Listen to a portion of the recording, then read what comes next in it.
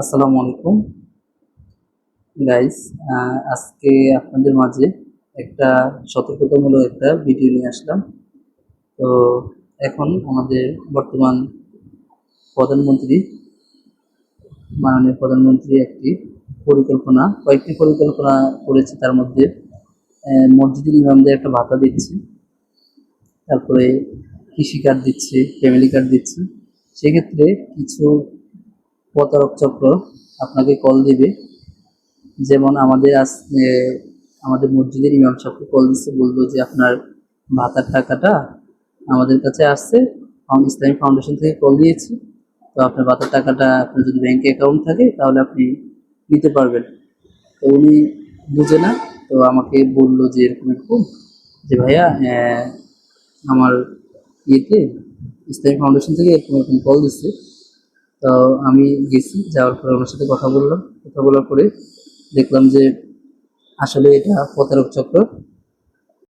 আপনার নামটা বলেন, ইমামের নাম বলবেন এবং মসজিদের নাম। কত সালে যান? হ্যাঁ, আমার নাম হাফিজিয়া সিনারাবাদ।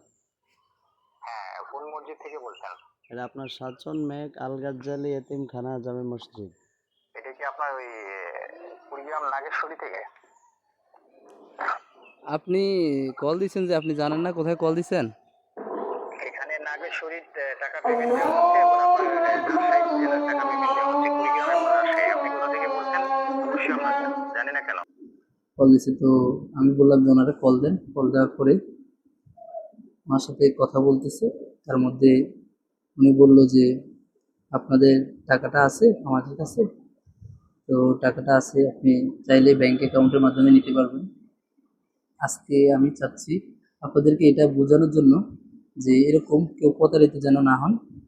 যেমন ফ্যামিলি কার্ড দিয়ে টাকা দিবে, আপনি কিছু টাকা পাঠান, নয়তো বা আপনার মোবাইলে একটা এসএমএস গেছে, এসএমএসটা বলেন, বা আপনার পরিচিত এর কোনো মাধ্যমে আপনি টাকাটা পেয়ে যাবেন।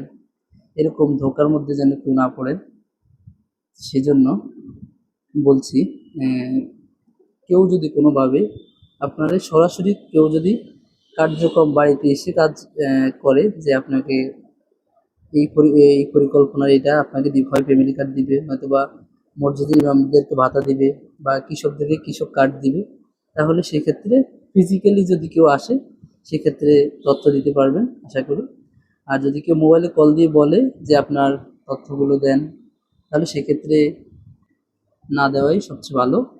এটা আপনার জন্য উপকারী হবে, যেহেতু আপনি একটা প্রবলেমে পড়ে যাবেন। আশা করি সকলে ভিডিওটি ভালো লেগে থাকলে পেজটি ফলো করে, আর ইউটিউব চ্যানেল থেকে দেখে থাকলে সাবস্ক্রাইব করে পাশে থাকবেন। আল্লাহ হাফেজ, আসসালামু আলাইকুম।